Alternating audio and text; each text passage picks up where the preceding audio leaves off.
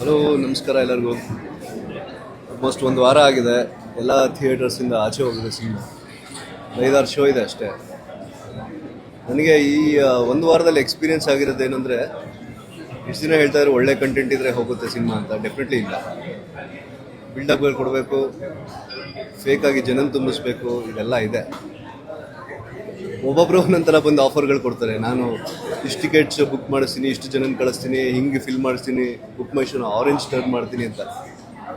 Definitely ಇಲ್ಲಿ ಕತೆಗೆ ದೇವರಣೆ ಬೆಲೆ ಇಲ್ಲ ಅನ್ನಿಸ್ತು. ಐ ಮೀನ್,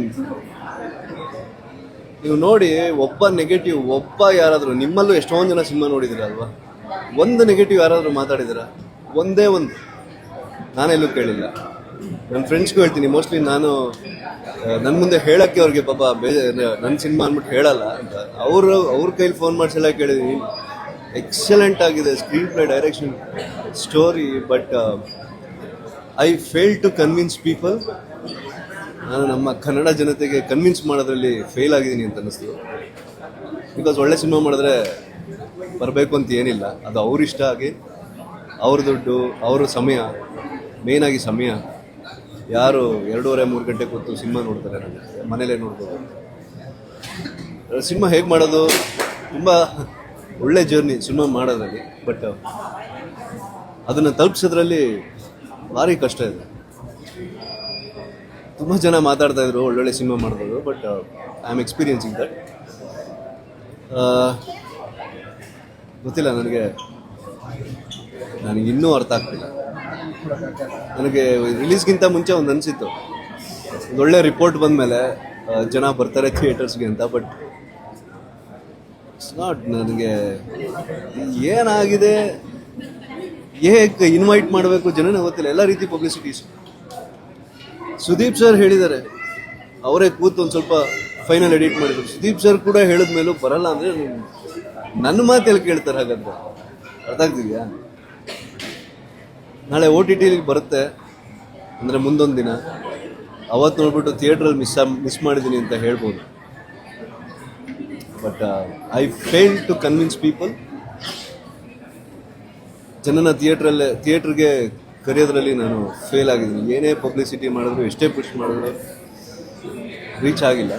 ರೀಚ್ ಆದ್ರೂ ಇವನೇನೋ ಸಿನಿಮಾ ಮಾಡಿದ್ದಾನೆ ಅನ್ನೋ ತಾತ್ಸಾರ ಇರ್ಬೋದು, ಅಥವಾ ಇವನ್ ಸಿನಿಮಾ ಯಾರು ನೋಡ್ತಾರೆ ಅನ್ನೋ ತಾತ್ಸಾರ ಇರ್ಬೋದು. ಬಟ್ ನಾನು ತುಂಬ ಪ್ರೀತಿಯಿಂದ ನನ್ನನ್ನು ಇಷ್ಟಪಡೋ, ನನ್ನನ್ನು ಬೆಳೆಸಿರೋರಿಗೆ ಒಂದು ಒಳ್ಳೆ ಎಂಟರ್ಟೈನ್ಮೆಂಟ್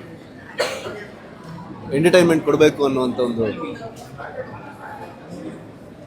ಬೇರೆ ಸಿನಿಮಾಗಳನ್ನ ತುಂಬ ಹೊಗಳುತ್ತಾರೆ, ನಾನು ಈ ಥರ ಸ್ಕ್ರೀನ್ ಪ್ಲೇ ಮಾಡಬೇಕು, ಒಂದು ಸಖತ್ತಾಗಿರೋ ಕತೆ ಮಾಡಬೇಕು, ಹಿಂಗೆ ಮಾಡಬೇಕು, ಹಂಗೆ ಮಾಡಬೇಕು ಅಂತ ಅಷ್ಟು ಕಷ್ಟಪಟ್ಟು ಮಾಡಿರುವಂಥ ಇದು. But I failed to invite people. I failed again. Serials ಈಸಿಯಾಗಿತ್ತು ಅನ್ಸುತ್ತೆ, ಬಿಗ್ ಬಾಸ್ ಶೋ ಈಸಿಯಾಗಿತ್ತು ಅನ್ಸುತ್ತೆ, ಗೊತ್ತಿಲ್ಲ. ಅಂದರೆ it's not a huge budget. ನಾನೇನು ದೊಡ್ಡ ಬಡ್ಜೆಟು ಅಷ್ಟು ನಮ್ಗೆ ಎಷ್ಟಿದೆಯೋ ಅಷ್ಟರಲ್ಲಿ ಪಬ್ಲಿಸಿಟಿ ಮಾಡಿದ್ವಿ. ಬಟ್ ಈಗ ಸಿನಿಮಾ ನೋಡಿರೋರು ಹೋಗಿ ಇನ್ನೊಬ್ರನ್ನ ಕಳ್ಸಲ್ಲ ಅಂದರೆ ನನಗೆ ಆಗೋದಿಲ್ಲ. ಪ್ರತಿಯೊಬ್ಬರಿಗೂ ಫೋನ್ ಮಾಡೋದು ಹೇಳೋಕ್ಕಾಗಲ್ಲ, ಬನ್ನಿ ಸಿನಿಮಾ ನೋಡಿ. ಕರೆಕ್ಟಾ? ಇದು ನನ್ನ ಡೈರೆಕ್ಷನ್ಗೆ ಫುಲ್ ಸ್ಟಾಪ್ ಆದರೆ ಭಾರಿ ಕಷ್ಟ ಆಗುತ್ತೆ. ಎಲ್ಲರೂ ಯಾವುದ್ಯಾವುದೋ ರೀತಿ ಸಿನಿಮಾ ನೋಡು ಬೈಕೊಂಡು ಬಂದಿರೋರು ಇದ್ದಾರೆ. ತುಂಬ ಜನ ಫಸ್ಟ್ ಶೋ ಹೋಗಿರುವಂಥ ಸಿನಿಮಾಗಳು ಐ ಥಿಂಕ್ ಜನಕ್ಕೆ ಕಪಾಲಕ್ಕೆ ಹೊಡೆದು ಕಳಿಸುವಂಥ ಕಂಟೆಂಟಿಂದ ಜನ ಬೇಸತ್ತು ಹೋಗಿದ್ದಾರೆ ಅನ್ಸುತ್ತೆ. ಅಂದರೆ ಬರಬೇಡಿ ಥಿಯೇಟ್ರಿಗೆ ಅನ್ನೋ ಅಷ್ಟು ಕೆಟ್ಟ ಕಂಟೆಂಟ್ ಇರೋ ಸಿನಿಮಾಗಳು ಇದೆ. ಅದೆಲ್ಲ ನಮಗೂ ಎಫೆಕ್ಟ್ ಆಗುತ್ತೆ.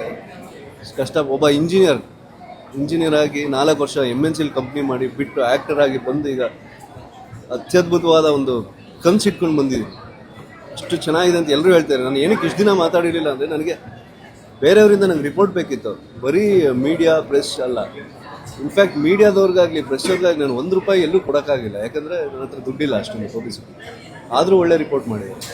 ನೀವು YouTubers, you have given good reports. ಜನ ಇನ್ನೇನು ನಂಬಿಸ್ಬೇಕು ಸ್ವಾಮಿ? ನಾವು ಇನ್ನೇನು ನಂಬಿಸ್ಬೇಕು? ಹಾಗಿದ್ರೆ ಸುಳ್ಳು ಹೇಳಿ ಇಲ್ಲಿ ಆರೆಂಜ್ ಆಗಿದೆ, ಥಿಯೇಟ್ರು ಸಕ್ಕತ್ತಾಗಿ ಜನ ನಗ್ತಾ ಇದ್ದಾರೆ ಅಂತೆಲ್ಲ ಇದು ಮಾಡಬೇಕಾಗಿದೆ. ಅಲ್ವಮ್ಮ? ತುಂಬ ಹಂಬಲ್ 3-4 ವರ್ಷದಿಂದ ತುಂಬ ಹಂಬಲ್ ಆಗಿದ್ದೀನಿ. ಐ ಥಿಂಕ್ ಅದು ವರ್ಕ್ ಆಗಲ್ಲ. ಏನು ಶ್ರೀ, ಹಂಬಲ್ನೆಸ್ ವರ್ಕ್ ಆಗಲ್ಲ. ನಾನು ಮುಂಚೆ ಆಗಿದ್ದು ಅದೇ ಕರೆಕ್ಟ್ ಆಗಿದ್ದೆ, ಹಾಗೇ ಇರ್ತೀನಿ. Thank you every.